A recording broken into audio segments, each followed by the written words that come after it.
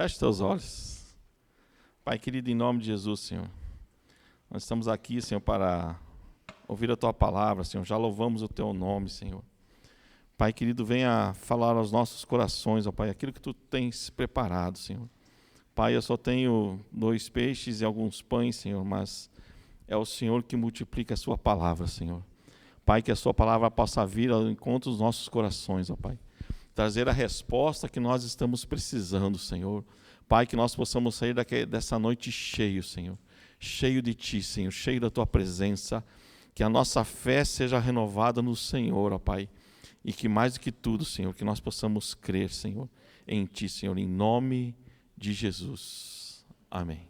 Aproveita que está de pé, abra lá no livro de Malaquias. Não sei se o pastor deixou os diáconos preparados, salvo para passar depois. Mas não é Malaquias 3:10, é Malaquias 3:3. Pode ficar tranquilo que não é essa noite que a gente vai falar de dízimo e oferta. Se bem que a gente, como pastor, tem que ensinar, mas não vai ser hoje. Malaquias, capítulo 3, versículo 3. Se você não sabe onde está Malaquias, é antes de Mateus. Amém? Todos acharam? Amém? Já ligou sua Bíblia? Já esfolhou a sua Bíblia? Na minha versão, King James, diz assim: E assentar-se-á, afinando e purificando a prata, e purificará os filhos de Levi, e os afinará como ouro e como prata. Então ao Senhor trarão ofertas em justiça. Agora você vai lá para 1 Pedro. Acha Apocalipse, volta para trás, você vai achar Judas, João. Aí tem o Pedrão. 1 Pedro, capítulo 1, versículo 7. 1 Pedro, capítulo 1, versículo 7. Bem? Todos acharam? Diz assim: para que a prova da vossa fé, sendo muito mais preciosa do que o ouro que perece, mesmo que provado com fogo, possa ser achado em louvor e honra e glória na aparição de Jesus Cristo. Amém? Pode sentar. Eu, quando era criança, eu adorava mexer com fogo. E quando eu ia na casa, não sou só eu, né? E quando eu ia na casa do meu primo, tinha um posto de gasolina do lado. E naquele tempo não era que nem hoje, né? Que os postos são quase que 24 horas, domingo a domingo. E nós gostávamos de pôr fogo no terreno do lado do posto, né? E nós brincávamos ali. E um dia nós achamos um galão de óleo no posto. Aí o que veio na ideia dos abençoados? Vamos jogar esse óleo no fogo para ver se o fogo sobe. Né? E lá foi eu e o meu primo. Né? Fizemos foguinho pequenininho. Aí não sei qual que teve a ideia melhor, né? Vamos subir em cima do muro. Aí subimos em cima do muro com aquele galão e jogamos fogo. Quando o fogo subiu, né? Graças a Deus a gente estava em cima do muro, né? Que o fogo subiu, a gente caiu para trás. Se machucamos, tudo, né? Mas é isso que dá brincar com fogo. Mas criança é criança, né? Mas também, se não tiver um fogo forte, como é que a gente vai fazer uma picanha saborosa? É ou não é? Eu garanto que todo mundo fez jejum de feijão hoje aqui. Né? Ninguém comeu feijão hoje. Foi só ou churrasco, alguma outra coisa, com um fogo forte. Mas quando a Bíblia fala de fogo, aqui que nós lemos, de purificação, muitas vezes nós estamos passando por esse fogo. E muitas vezes nós não entendemos o porquê e qual que é o propósito de Deus em tudo isso. E quando eu vou para a palavra de Deus, eu fiquei meditando para trazer a mensagem na vida de José. Então, assim, eu estou naquela série de ferramentas de Deus, e é ferramenta mesmo, e a primeira vez que eu preguei aqui, quem estava, lembra, acho que era da balança, não foi gravado essa, depois eu falei do oleiro, na última, que foi domingo passado, falei da vara e do cajado. E hoje eu quero falar da fornalha do ourives, que Deus usa para nos purificar. E eu fui levado à história de José. Então Jacó, no começo da história, antes de José nascer, Jacó amava muito Raquel. Tanto é que ele trabalhou 7 anos por Raquel. E no dia que ele foi ter o ato, consumar o casamento, Labão, o seu sogro, enganou ele e lhe deu Lia. Mas ele amava Raquel. E ele casou com Lia e deu toda aquela briga com o seu sogrão. E o sogro falou assim: eu não posso casar a filha mais nova antes da mais velha. E passou o seu tempo, ele casou com Raquel e trabalhou mais 7 anos para Labão. Só que como ele amava Raquel, Deus fechou a madre de Raquel. Raquel não poderia ter filhos. E Lia foi tendo um filho atrás do outro. No total, Lia teve 6 filhos e uma filha. Enquanto que Raquel não poderia ter filhas. Vendo isso, o que Raquel fez? Pegou a sua escrava que veio do Egito e deu para Jacó, falou: entra nela e o filho que ela tiver vai ser meu. E assim foi. Só que no final chegou um tempo que Deus se comoveu e abriu a madre de Raquel. Depois que Lia teve os seus 7 filhos, as concubinas teve 2 filhos cada um, Raquel teve o seu primeiro filho e foi José. E aqui a gente já tira uma lição, porque Jacó amava muito a José, mais do que aos outros filhos. Muito mesmo. Tanto é que ele era o filho privilegiado. E logo depois Raquel ainda teve mais um filho, e no parto do seu último filho, ela acabou falecendo. E ficou Jacó com os seus filhos, mas ele amava muito a José. Dava túnica, protegia. E só aqui a gente já pode tirar uma lição para nós, pais, as mães, de privilegiar uns filhos e outros não. E ele foi crescendo com esse privilégio, até dá para entender Jacó, porque ele era o filho da mulher que ele amava. Mas ele foi crescendo e os irmãos foram ficando com ira dele. Ou seja, o que Jacó fazia, talvez, o que José fazia, talvez, para agradar o pai. Chegava lá, ia ver os irmãos e falava assim: os irmãos lá estão fazendo coisa errada. O Rúben está fazendo tal coisa, o Judá está batendo em não sei quem. Então ele trazia todos os podres dos irmãos para o pai Jacó. E assim foi. Desde criança, ele trazia as más notícias dos irmãos para o pai. E você acha que os irmãos ficaram alegres com José? Você ficaria alegre com seu irmão sendo um dedo duro? Não sei quantos aqui tiveram vários irmãos, mas eu só tive um. E apesar de ter um só, a gente se quebrava no cacete às vezes. A gente brigava muito. Imagina com todo esse montoeiro de irmão que tem aqui. E aos 17 anos, o pai mandou José ir lá ver os irmãos. E antes disso, quando a família estava reunida, José falou assim: olha, eu tive um sonho. E perguntaram: mas que sonho? Eu sonhei que nós estávamos colhendo e o meu feixe ficou maior do que o de todo mundo, e os feixes de vocês se prostraram diante do meu. Aí os irmãos ficaram mais bravos ainda. O que é isso? Vai dizer que nós vamos se prostrar diante de você? Isso jamais acontecerá. E depois José fala do outro sonho, que o sol e a lua se prostraram diante dele. O que é isso? Você acha que teu pai e os teus irmãos vão se prostrar diante de você? E assim foi indo a vida de José, e os irmãos ficando cada vez mais enfurecidos com ele. E chegou um dia que o pai falou assim: vá lá, ache os seus irmãos, veja onde que eles estão pastando as ovelhas. E quando José estava chegando perto de onde estavam os irmãos, aí vem os irmãos: lá vem o sonhador. Lá vem aquele que acha que vai mandar em nós.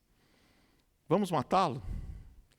Aí um falou para matar, o Rúben falou: não vamos matar o nosso irmão. E toda aquela confusão, quando José chegaram, tiraram o seu manto, aquele que o pai tinha feito com tanto carinho para ele, e jogaram ele na cisterna. E eles começaram a conversar entre os irmãos, o que vamos fazer com José? Vamos matar? Não, não vamos matar, porque é nosso irmão. De repente veio uma caravana de ismaelitas. Aí um teve a brilhante ideia, do que adianta, do que ele vai valer morto? Vamos vender ele. E venderam José por 20 ciclos de prata, aos 17 anos de idade. Ele foi vendido para os ismaelitas, foi para o Egito, lá no Egito ficou como escravo, e como escravo ele foi vendido a Potifar. Aí você pode se perguntar, né, puxa, mas como foi a vida de José? Separado do pai de uma maneira drástica, os irmãos com raiva, com ódio dele, ele estava longe de casa e agora, de filho querido do pai, a escravo. E eu acho que ele podia se perguntar, poxa, mas eu temo a Deus e por que isso está acontecendo comigo? Por que essas coisas sobrevieram na minha vida? E ele foi trabalhar com Potifar e Potifar começou a reparar nele e tudo que ele fazia prosperava. Apesar de ele estar numa situação de escravo, Deus estava com ele. E o que ele fazia, prosperava. E isso chamou a atenção de Potifar. Começou a dar cargos para José na sua casa, autoridade, até que ele cuidava de tudo. Diz a palavra de Deus que Potifar só se preocupava com o que ia comer, com mais nada, porque tudo estava na mão de José. Então, de escravo, ele já melhorou um pouco, mas a mulher de Potifar se encantou com José, que diz a palavra de Deus que ele era bonito, chamava a atenção, e ela quis se deitar com ele por várias e várias vezes. E ele sempre fugindo e negando, falando, como eu posso fazer isso com o meu senhor, com o meu chefe? E numa dessas investidas, ela foi, deita comigo, ele não, e saiu correndo e deixou o casaco na mão dela. E ela, para se vingar de José, começou a gritar, socorro, socorro, para os outros empregados. Veio Potifar, prendeu José, e lá ele ficou por mais alguns anos. Então ele começou com 17, e lá ele foi ser preso por Potifar. Em Gênesis 39, 21, fala assim, o Senhor, porém, estava com José, e estendeu sobre ele a sua benignidade, e deu-lhe graça aos olhos do carcereiro. Então, mesmo na prisão, preso, ele começou a fazer a mesma coisa. E o carcereiro viu que tudo que ele fazia, prosperava. Tudo que José falava, prosperava. Tudo que ele fazia, dava certo. E ali ele ficou naquela prisão injustamente, mas não foi um dia, um mês, foram anos. E às vezes nós passamos por uma provação por algum tempo e não entendemos o que Deus quer de nós. E eu olho para José e fico assim, cara, ele tinha tudo com seu pai. Aconteceu tudo isso na vida dele, foi escravo, vendido, odiado pelos irmãos. E eu fico pensando se ele estava entendendo o que estava acontecendo. E num belo dia, prenderam lá o copeiro e o garçom do faraó. E eles tiveram um sonho. E José chegou para o mordomo e falou assim, olha, qual que é o teu sonho? E ele falou do sonho, da taça de vinho. Falou assim, olha, daqui a 3 dias você vai estar diante do faraó vai restituir o teu lugar. Aí o padeiro, quando ele viu a sabedoria de José, falou assim, então interpreta o meu sonho. Meu sonho foi assim, assim, assim, assado. Ele falou assim, olha, o teu é diferente. Daqui a 3 dias você vai morrer. E assim aconteceu. Tudo aquilo que José interpretou dos sonhos, aconteceu. Um foi restituído ao faraó e o outro foi morto. E quando esse mordomo foi restituído, José falou assim, olha, fala de mim para o faraó, que eu estou aqui injustamente. Eu não estou aqui, eu não fiz nada. E você acha que aquele mordomo se lembrou de José? Se esqueceu do José. José ficou preso por mais 2 anos. Então pensa bem, foi vendido como escravo, foi acusado injustamente, foi por uma acusação falsa, mas ele não se esqueceu de Deus. Em nenhum momento da palavra de Deus eu vejo José murmurando, ou resmungando, ou reclamando. Eu vejo que ele sempre esperava em Deus. E aos 30 anos, o faraó, quando José estava com 30 anos, então pensa, ele foi, desde quando ele foi vendido para os ismaelitas, quando seus irmãos prenderam ele tinha 17. Agora ele estava com 30. Quanto tempo ele ficou dentro da fornalha, sendo processado por Deus? Caráter, talvez sentimentos e tudo mais. E aos 30 anos, Faraó teve um sonho. E ninguém interpretava o sonho de Faraó. Aí o mordomo falou assim, olha, tem um lá na cadeia. Tem um lá que interpretou o meu sonho e tudo que ele falou aconteceu comigo e com o padeiro. Exatamente o que ele falou. E chamam José, preparam José, dão um banho em José, e José vai diante de Faraó.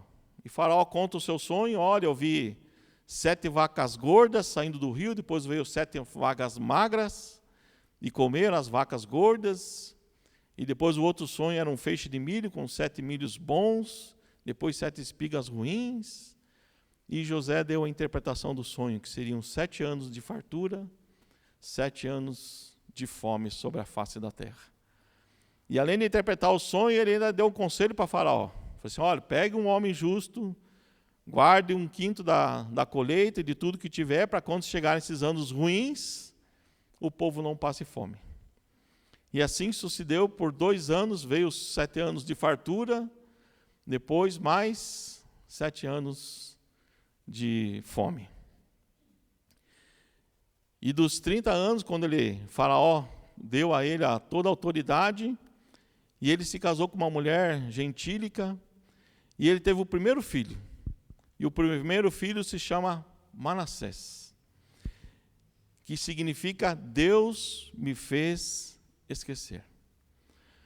Essa era a condição de José naquele momento.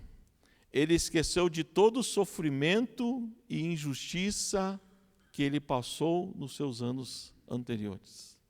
Deus me fez esquecer. E o seu segundo filho era Efraim, que significa Deus me fez próspero na terra da minha aflição. Ou seja, ele reconheceu que Deus mudou toda a situação dele de escravo para segundo homem do Egito. Acima dele somente o faraó. E nesse tempo de escassez se passou mais 2 anos, quando de repente ele viu uma caravana vindo, eram alguns jovens, vieram comprar comida porque estavam passando fome. E quem eram aqueles? Os seus irmãos. E a história conta que ele fez todo um processo com os irmãos, e o que eu acho mais engraçado é que ele falava a língua judaica, e os irmãos falando em judaico assim, achando que ele não estava entendendo nada, e ele estava entendendo tudo. E assim foi o processo, e depois, no final de tudo, ele se revelou para os seus irmãos, que ele era José. Aquele a quem aqueles irmãos tinham vendido lá no deserto. E quando os irmãos souberam que era José, abraçaram um sentimento de medo e temor, porque agora ele era o maior do Egito. Mas José passou por todos esses anos sendo tratado por Deus. E quando seus irmãos intimaram ele, falaram assim, não, vocês fiquem tranquilos, porque Deus providenciou desse jeito para eu estar aqui. Então, 15 anos Deus tratou José, o seu caráter, o seu jeito e o seu ânimo. 15 anos José ficou, como nós vemos aqui, na fornalha, como uma joia preciosa. E quando nós vamos para a fornalha, é ruim, quando leva o ouro, fica aquele fogo quente. E quando nós passamos pela fornalha do ourives, que foi o texto que nós lemos. Se você nunca ouviu falar, mas a prata, quando ela está na fornalha, e o fogo fica forte, e as impurezas começam a subir. E à medida que a impureza começa a subir, o ourives vai tirando a impureza. E aí perguntaram para o ourives, mas quando é que você sabe que a prata chegou no ponto?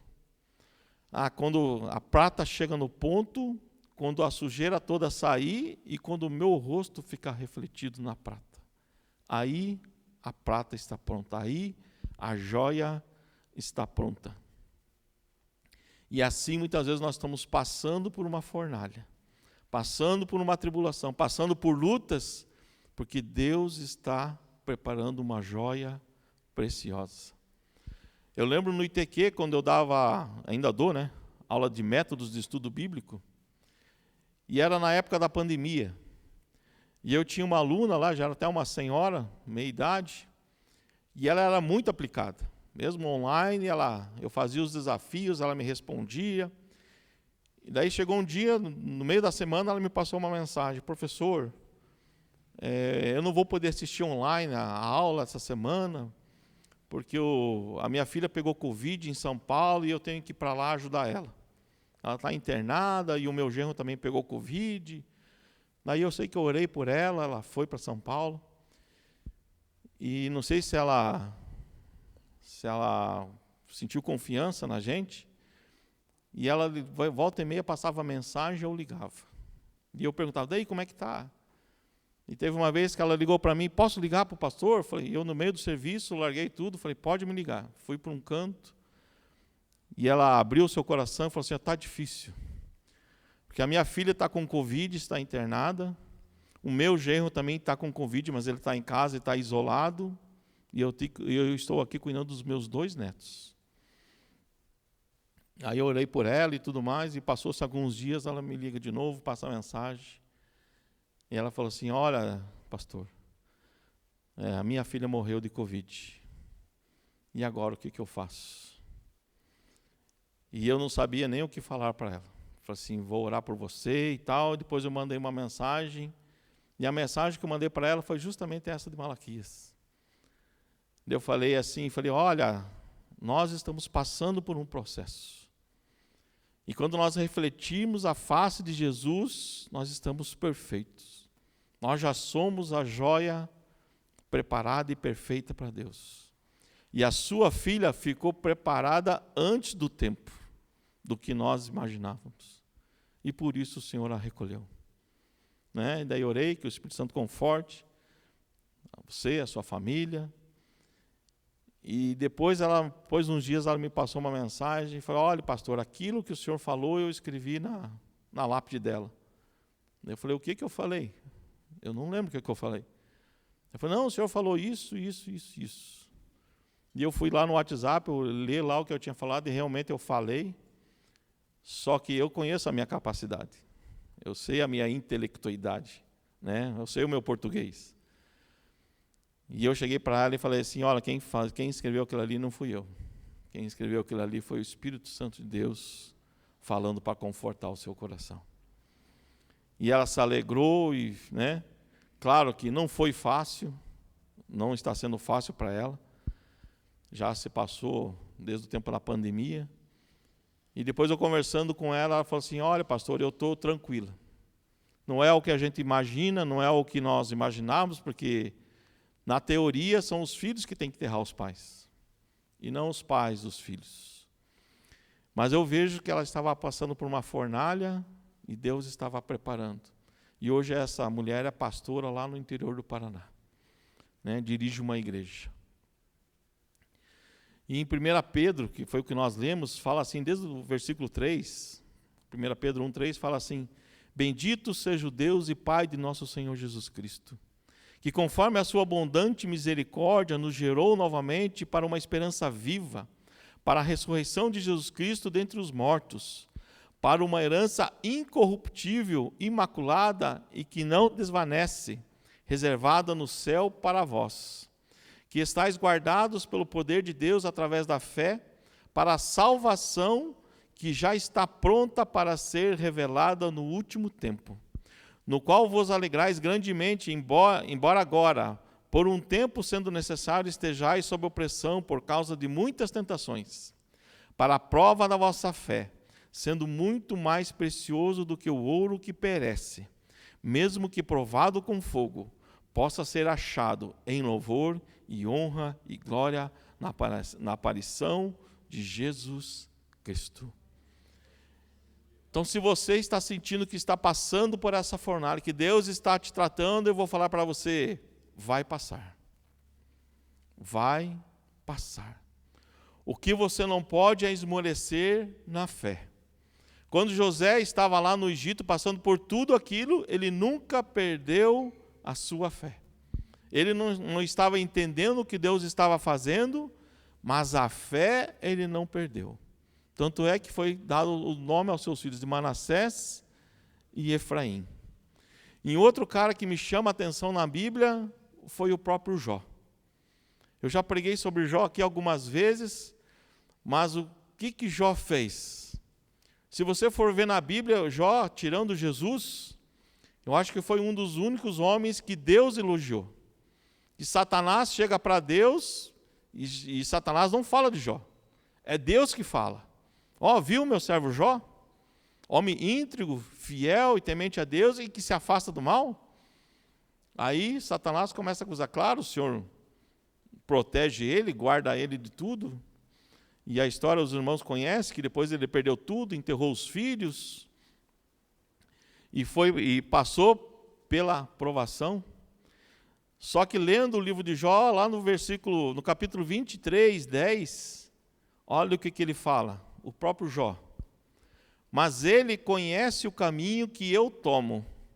Quando ele tiver me provado, apresentar-me-ei como o ouro. Ou seja, Jó estava convicto da sua fé. Jó tinha certeza do que ele fez e do que ele não fez. Ele estava passando pela maior provação que eu vejo na Bíblia.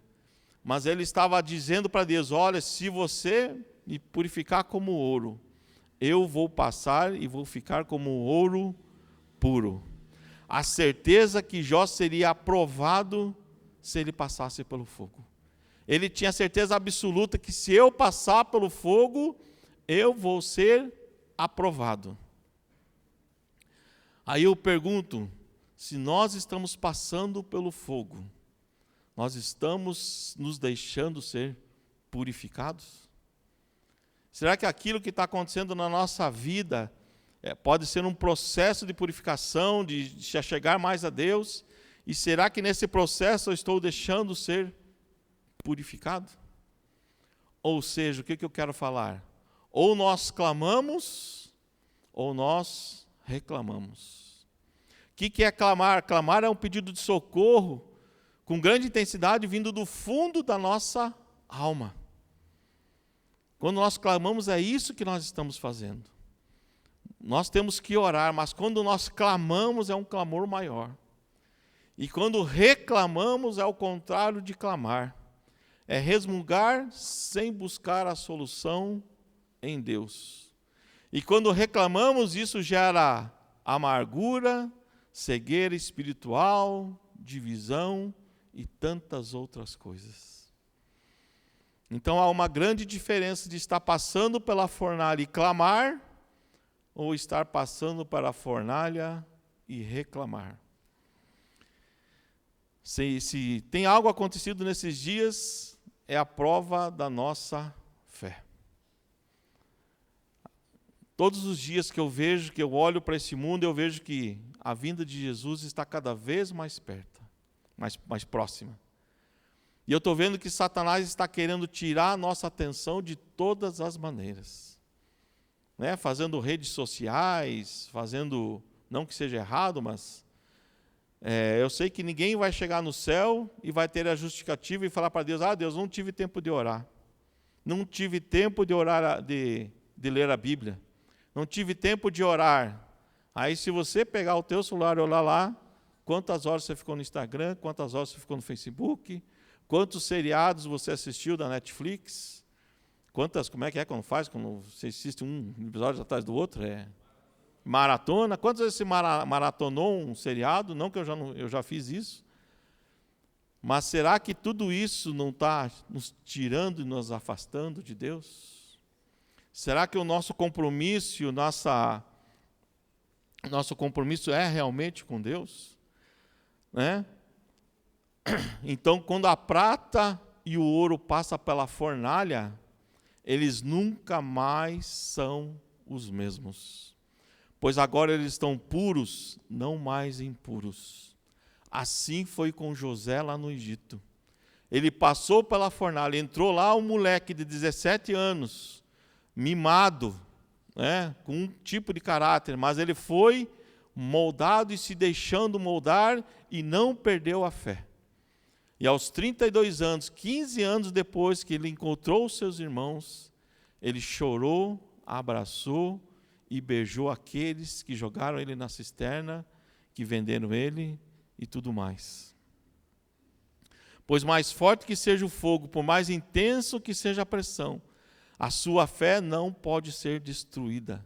É impossível destruir a nossa fé. Quando a gente vê um irmão passando por lutas, é fácil eu chegar para o irmão: irmão, tenha fé, vai passar, né? Tenha fé, ore. Mas e quando é comigo? E quando é conosco?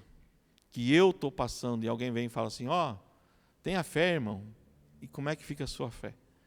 Como é que fica a nossa confiança e a certeza que Deus está trabalhando? Tiago 1,12 fala assim: abençoado é o homem que resiste à tentação, porque tendo sido posto à prova, receberá a coroa da vida que o Senhor prometeu aos que o amam.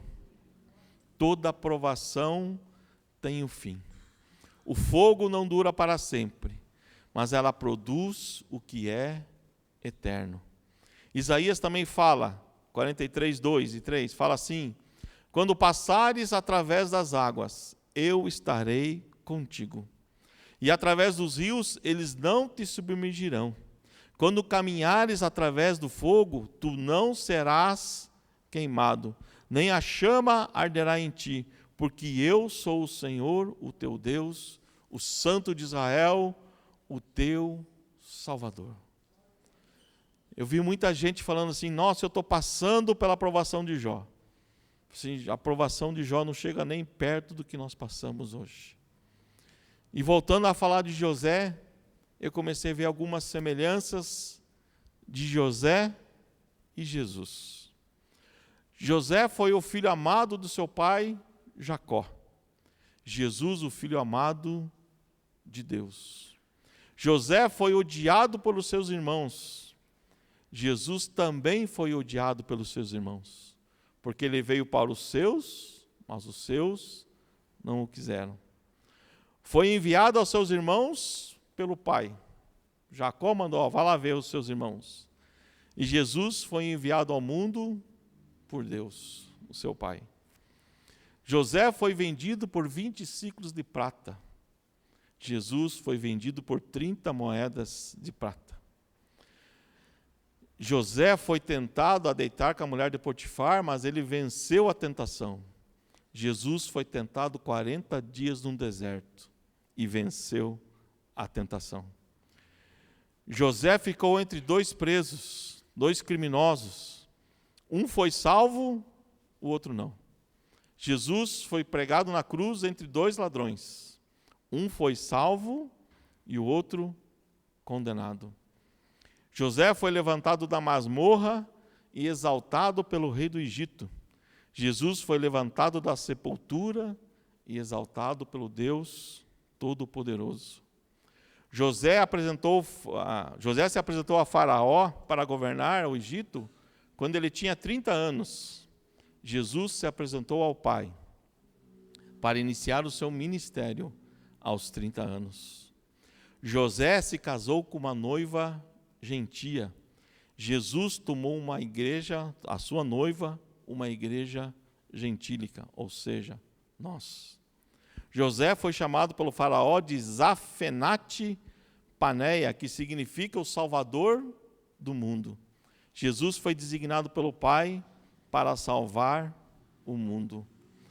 E o mais incrível, as suas capas foram tiradas. A de José foi tirada e Jesus foi crucificado nu e fizeram sorte das suas vestes. Então, se você está passando pelo fogo, Se você está passando por uma provação, está clamando a Deus e não está entendendo o que está acontecendo, eu vou dizer para você, tenha apenas fé, que vai passar. Fica de pé.